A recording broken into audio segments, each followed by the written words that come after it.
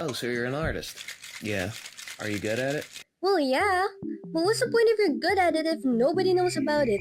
Exactly. I'm sure getting eyes on our work is a common struggle for all of us creatives. Or at least I'd like to think that I'm not alone in this. Especially since there's like a million of us fighting for people's attention, begging them to just give it a chance. Look at my art, please! Look at my art, please! My experience with social media hasn't always been the smoothest ride or the nicest experience. Burn the witch! Burn the witch! But my first time being active on social media was actually pretty early. As early as 12 years old. Yeah, you heard me. At first it was wholesome. I was sharing art, liking other people who was also sharing their art, and overall had such a wonderful time that I wanted to keep doing it. Until I didn't. But then there was an experience of this style of YouTube videos. The notorious art critiquing videos. Oh no! Yeah. It's the type of videos where other artists would correct people's art whilst, at times making fun of them. And then the whole audience would point and laugh at them too, like, haha, look at that noob, like, can't even draw a circle. Now looking back, most of them are probably just beginners, which sucks even more when you think about it. Imagine logging in on a new game and, obviously you'd start at level 1 and then everyone immediately starts throwing tomatoes at you. Anyways, so that experience has made me a young budding lad, scared to post in the internet and made me quit, thinking, okay, maybe I'll start posting again when I'm better. And so I stayed locked away from all social media platforms and made sure my growth was hidden from the public's eyes until one fateful event occurred. He who shall not be named. The one that, stirred up the hype for Dalgona coffee, lying in bed, locked up in our homes, among us, whilst the rest of the world was falling apart. I was both bored and panicked because of this awesome sauce combination of emotions. And because of that, I was antsy and needed a way to release my pent-up energy. And since TikTok was growing in popularity, it became my punching bag. Yay! So after years of not posting, there came a thought. Maybe it won't hurt to post now, right? I mean, especially when my art has gotten better. I remember I drew something to Billie Eilish's song, Therefore I Am, which I will not be playing for copyright reasons. But yeah, I drew and took a video of it and edited it and posted. Oh my god! Whoa, 10 people liked it? And 70 people viewed it? People like my art? And so there began me finally posting art once again. From 2020 to maybe early 2022, I didn't just join TikTok, I joined Twitter, Facebook, and even Instagram, but my posting was sporadic and I had no direction whatsoever because back then I was still an amateur and was probably way more focused on making my art better.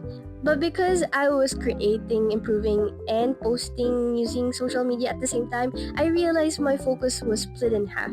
I remember back then, I had some go viral during this time. Like, okay, I doubt anybody would recognize this, but I actually had one of my artworks stolen. And it was reposted by several pages without my knowledge and getting way more likes there. It was of this Ari fan art, and I remember it so clearly when my friend messaged me informing me of this theft. But by then it was already way too widespread and I didn't know who had it and who didn't, so I didn't bother asking the pages to take them down anymore. I was too naive to think that nobody would ever want to steal my art, as, I was a small young lad, artist, and I didn't have that big of a following, so it came as a surprise to me. But oh well, looking at the silver lining, at least a lot of people enjoyed that fan art of mine. But then I stopped, out of the blue, I just stopped creating, I stopped posting. Because as my art improved, ironically enough, my social media engagements declined. Yeah. And so for another year or so, I stopped doing social media, once again going to my second phase of hiatus. But you know what? Fast forward to now that I'm starting again, I finally realized the mistake I made back then. And that was that I completely ignored the fact that content creation is an entirely different skill that, like art, you also need to spend some time to learn and study. Took me quite a while to realize that, but yes, I'm now realizing that once I started my comic and YouTube journey.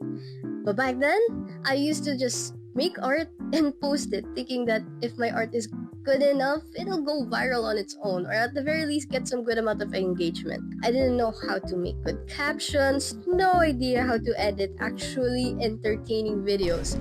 All I had was this caveman thinking of good art, make viral content, boom boom. So, what have I learned since then?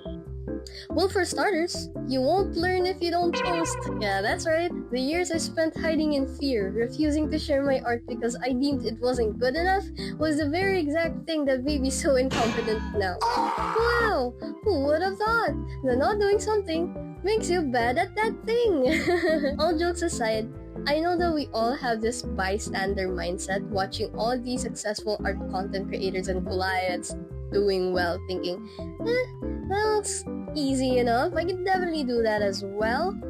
What could be so hard about talking to a camera or microphone and drawing? It's like a walk in the park. No, it's not.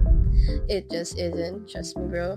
So, my first and probably best advice is to just start posting. Don't be afraid of the very plausible and valid worry of the bombs you might set off accidentally, like a game of Minesweeper.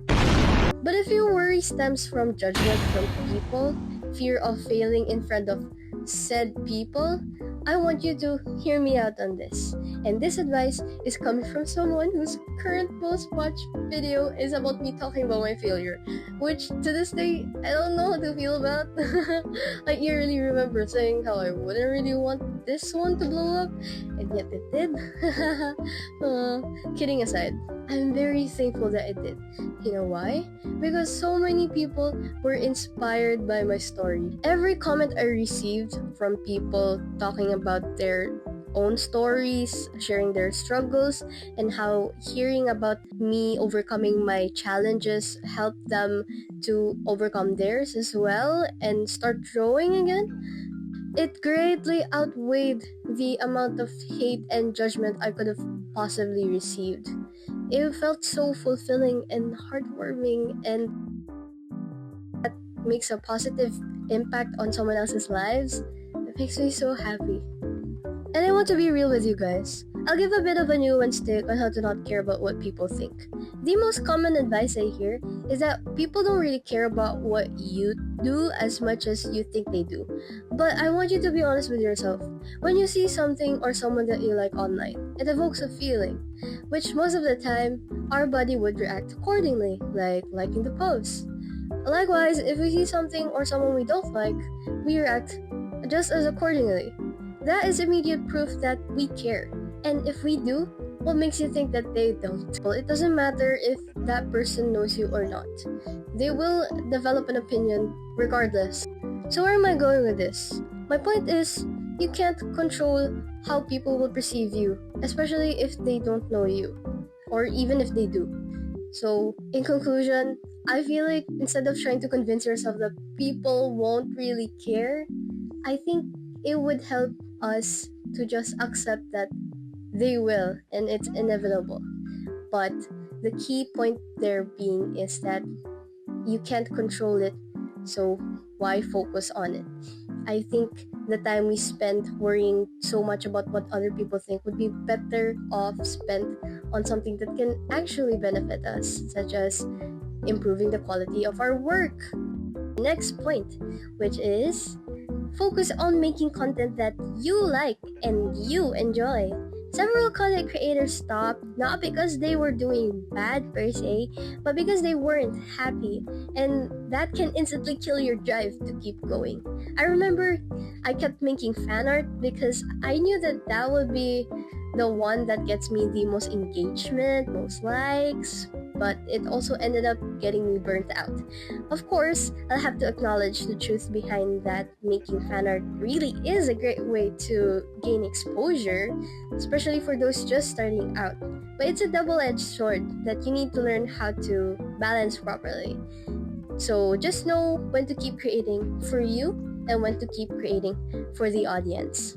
Lastly, have direction. Yes, I read an Instagram post once about an artist going viral and having millions of views and thousands of followers, only to have zero sales out of it. Maybe to a lot of people, fame is more than enough, especially if it's just your hobby and not really your career. But for a lot of artists who wants to make this their living for the rest of their life, that is bad.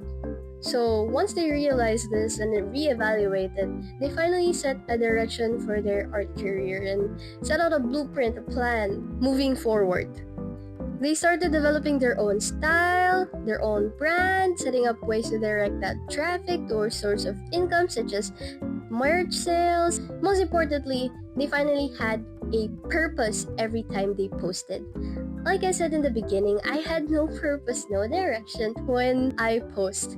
And now that I do, which is to gain traffic for my comic and hopefully make YouTube, a thing for me, I was able to start creating content that was goal-driven. Gone were the dilly-dally days of posting willy-nilly. Cool. Obviously, I'm still an amateur at this, but I'll be learning with you guys. So why don't you subscribe to my channel for more silly animatics and or read my comic, which will be in the description down below. I promise you guys are gonna like it. Anyways, I hope you guys enjoyed this video, and hopefully it inspired you guys to create once more. And that's all. I hope to see you on the next one. Bye!